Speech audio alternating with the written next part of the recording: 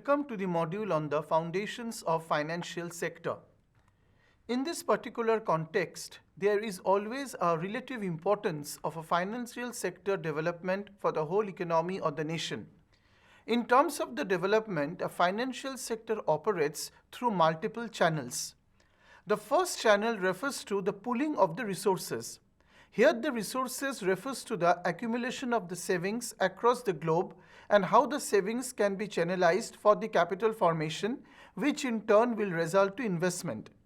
Secondly, when we are transferring the resources across time and space, we need the international financial organizations to get integrated, and that is what is called financial globalization in a broader perspective. Thirdly, the importance of the financial sector is also to go for a better risk management, and that is how managing risks come up. Moreover, whenever any information is to be provided regarding the moneylenders or the borrowers, then also the financial sector plays an important role. Most importantly, the incentive problems also come important in this regard. Moreover, whenever the wealth are created and any kind of claim on the wealth in terms of ownership, in terms of assimilation or the distribution, there also financial sector plays a proactive role. So empirically it has been shown that financial sector development is also important for the overall economic growth, for addressing the social problems like poverty, inequality. Also it takes care of the volatility in the market. And also there is an importance in the emerging markets across the globe where the financial sector takes a new turn.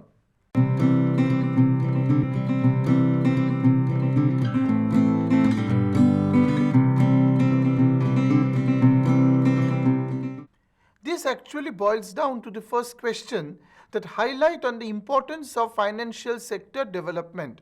So in any economy or in any nation, financial sector development is very much important because here the finance operates through multiple channels and all the channels are more or less integrated with each other. And secondly, financial sector is also important to address the social problems in terms of growth, inequality, poverty, and also to take care of the volatility matters. This boils down to the concept of how the financial sector development can take place or what are the drivers of financial sector development. In order to address this, we actually consider the 6 factors. They are macroeconomic and fiscal stability, secondly the real sector, thirdly the legal and the judicial system, fourthly proper regulation and supervision, fifthly access to credible information, and finally competitive and contestable markets. These are the 5 major drivers through which any financial sector development will work through.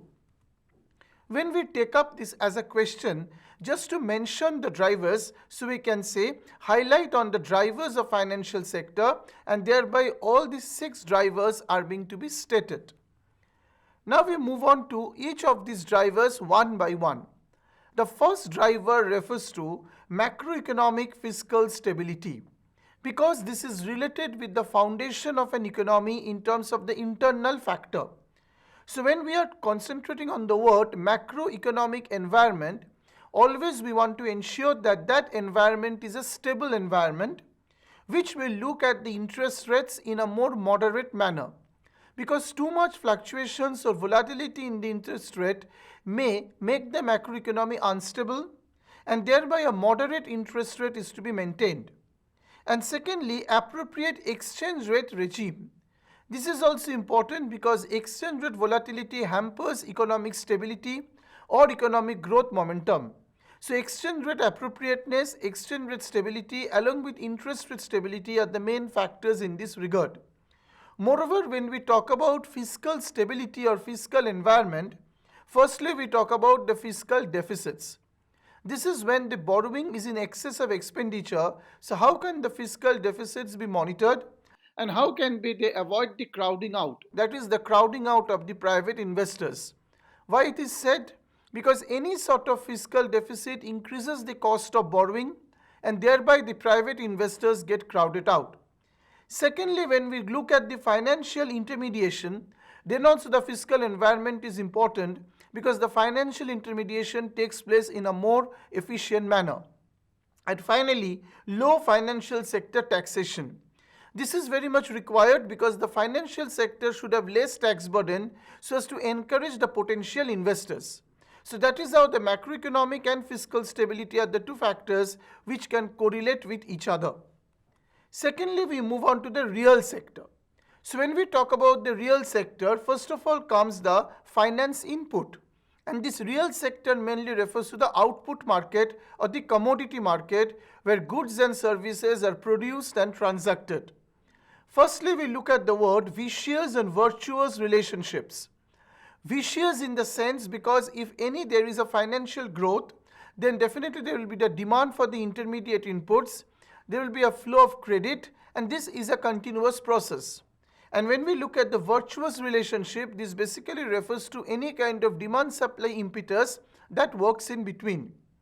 Now we look at the effectiveness of the financial and the real sector. This is very much important because both the sectors must go hand in hand. That is the financial sector, that is the monetary sector, and the output sector.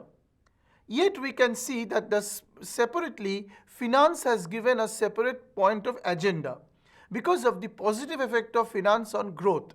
So this has come up in the recent research articles, how finance can contribute to the growth momentum of a nation, and also it can help in the allocation of control rights, that is regarding the governance, regarding the issues of political economy and the reforms. Then only we can say that the financial sector can look at all the dimensions. This boils down to the third major driver of financial sector growth, which is the legal and the judicial system. So when we talk about the legal and the judicial system, there we talk about mainly the property rights, that is the ownership rights of an individual or of an institution. So in order to go for a proper ownership rights or access over it, there should be an effective legal system, there should be an effective financial markets, and also financial intermediation, that is the intermediaries in the sector.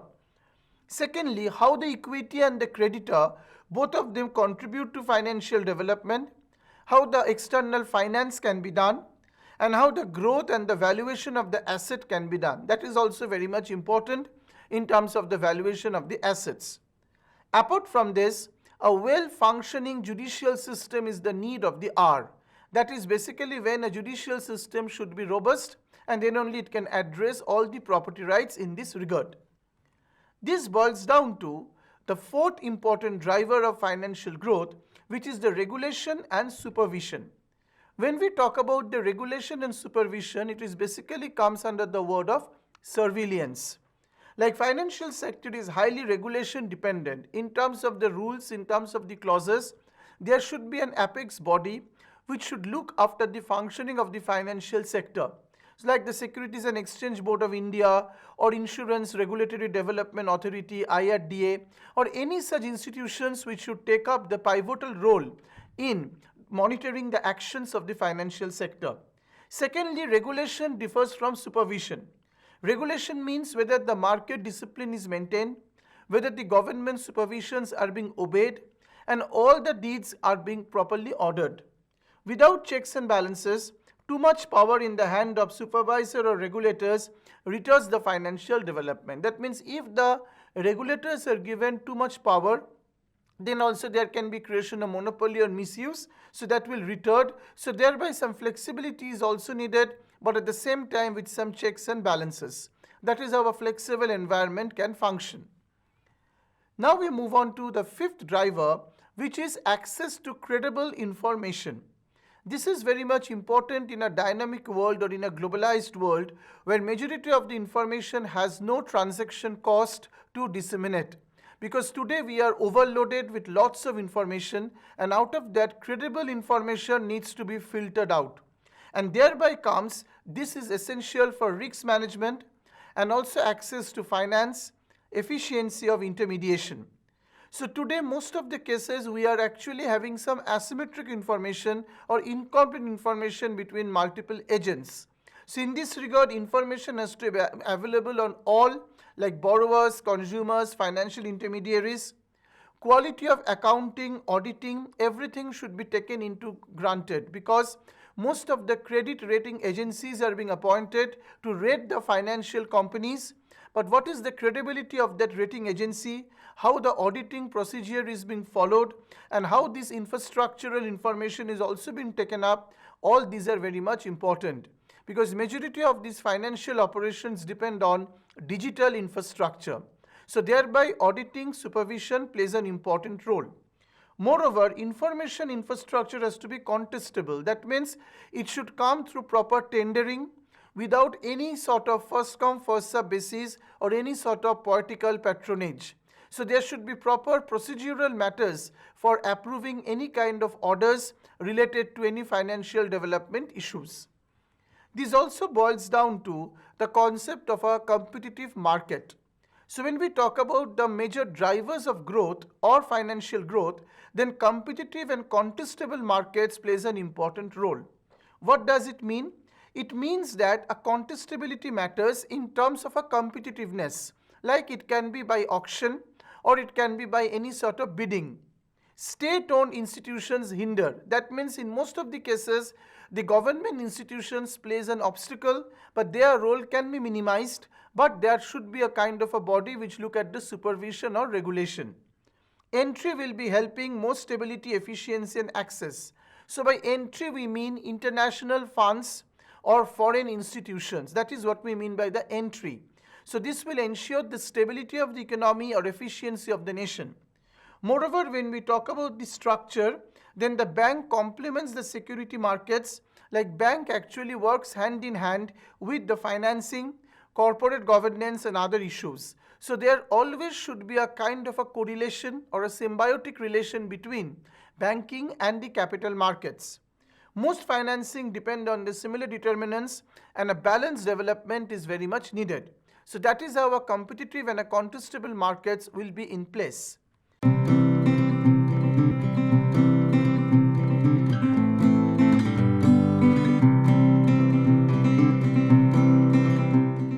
This also boils down to the question, like discuss on the drivers related to financial sector.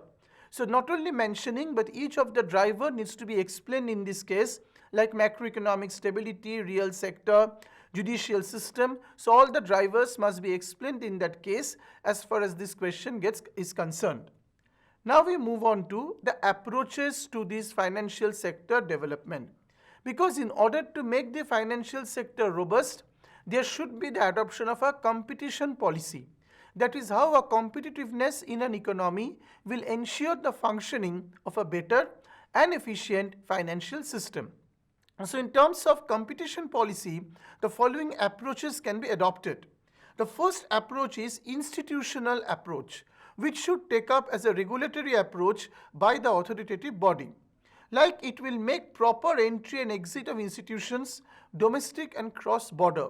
So whenever any kind of mergers or acquisitions will take place, any kind of amalgamation will take place, that should follow the right procedure and thereby proper entry exit can occur. Secondly, the functional approach, which means that all the stakeholders should be given the freedom to participate in these financial products and services.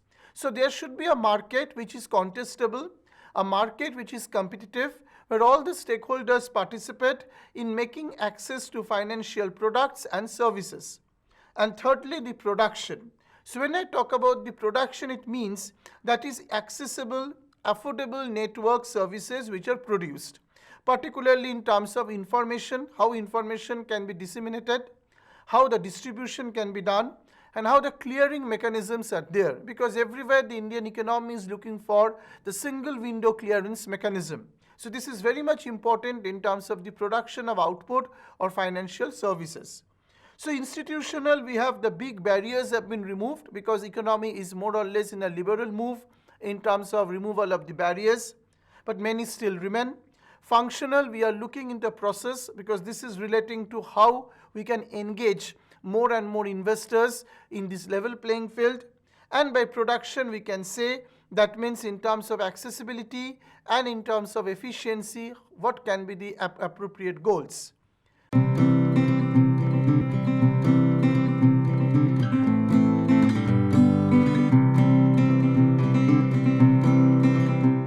This boils into the question on what are the approaches of competition policy. So the approaches are very clear, like we have institutional approach, which looks after the governance issues, functional approach, which looks about including the larger sector of the investors, and production in terms of accessibility, efficiency, and others. These are the three approaches which are there in the competition policy. Now we move on to the institutional arrangements which are needed. So after the approach, we have to make it implemented. Then only we can get the right results. So for implementation, the country should be prepared to set up certain institutional arrangements. Firstly, competition policy to be given more weight. That means it should be that it's not a supervisory role, but it should induce some kind of competitiveness among the investors or among the companies or among the financial intermediaries. Mainly, effective competition authority with good enforcement. That means enforcement refers to governance, which refers mainly to law and order, also the legal system. Secondly, to be more harmonized. Harmonized means it should take care of all the stakeholders in terms of product segmentation, in terms of more and more monopolistically competitive markets, all should come under one umbrella of harmonization. That is horizontal and vertical, and also some non-financial issues come in. Competition policy to be more coordinated. This is important because this is in tune with the technology. Because today without technology, none of the sectors can flourish or none of the sectors can survive. So in order to do that, they should integrate with all the information which are there through the proper transfer of technology. And moreover, many of the markets are now global. So because of this global competitive policy, many of the markets can come up and participate in this endeavor. Existing mechanisms can be used, like for example the WTO, World Trade Organization, or any kind of general agreement of tariffs and trade or foreign trade agreements. All these are very much in use to make the competitive policy more coordinated. So the better coordination is required or is guaranteed.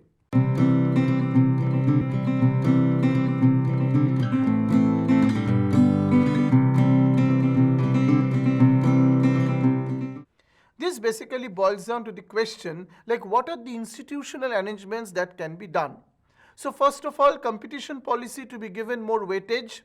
There should be some harmonization because that includes everybody as far as possible, and a better coordination with the dynamics of the globe, particularly in terms of technology or in terms of other algorithms.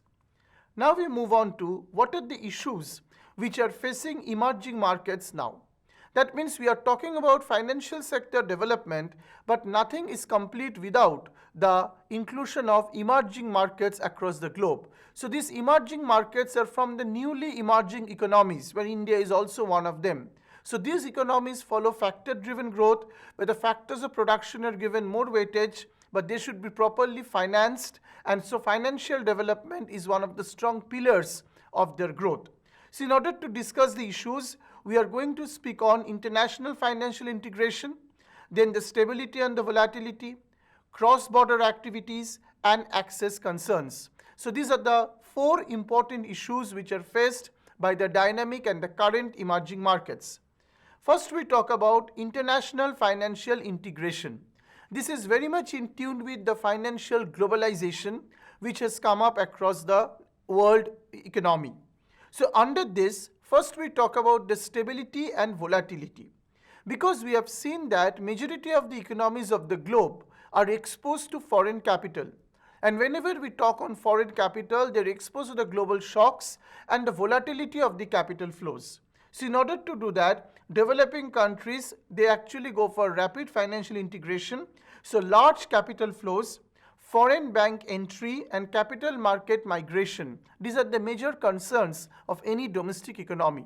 So how the domestic economy can be resilient, that is one of the concern in terms of financial stability.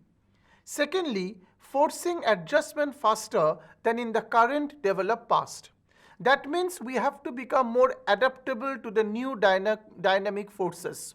Because the forces of globalization are rapidly changing and they're coming up with new configurations, new technology at any moment.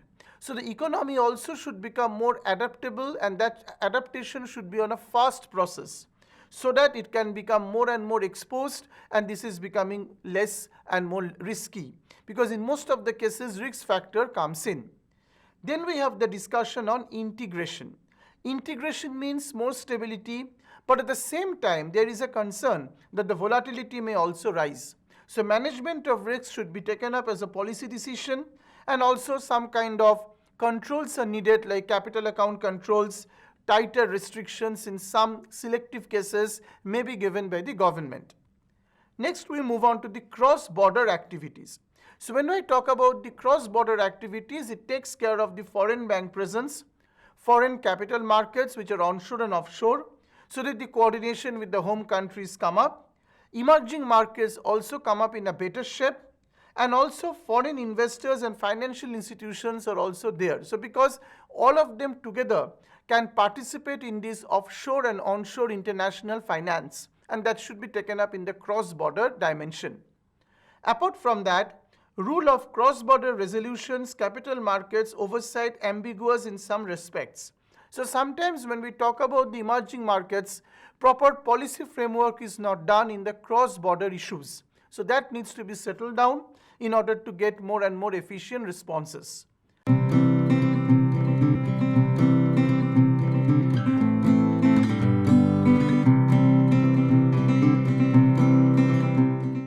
This boils down to the concept of what are the emerging issues.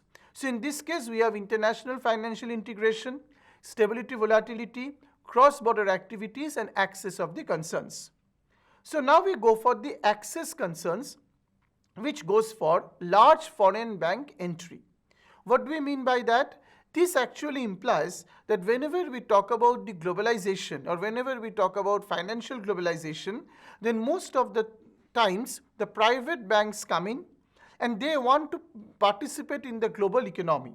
So local information should be produced by the domestic banks, and thereby less market discipline is being needed and more complex monetary policy comes up. So large foreign bank entry might complicate the monetary system, so thereby the country or the nation or the financial body should be aware about it.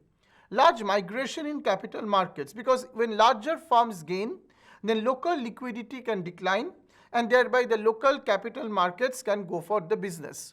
So that means if there is a large migration in the capital market, then also there is a problem of the domestic units to survive, so that should be taken up by the government. Apart from this, policy responses are important, particularly in terms of the corporate governance or in terms of the harmonization, which talks about local subsidiaries or specialization in the capital markets. So these are the concerns which are taken care of.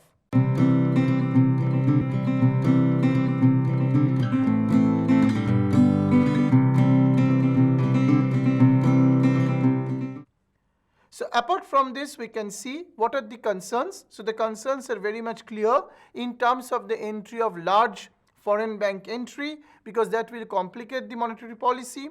Secondly, the migration in the capital markets, that is also important because this will make the local liquidity decline, because more and more it will be exhausted or absorbed. So credit availability is one of the preconditions for an economy to survive.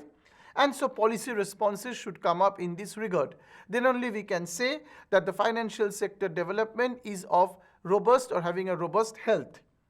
So in this particular module, we have basically discussed upon the concept of the financial development, where we talk about how financial development is needed, particularly for resource mobilization, and also setting up of proper financial bodies to look after it.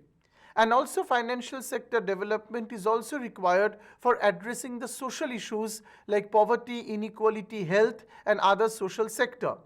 Moreover, when we talk about the drivers of the financial development, this basically refers to the drivers in terms of stability of the economy, where inflation management, interest rate management, and exchange rate management are very important. Apart from that, we have the drivers of regulation and supervision, which calls for a good governance model.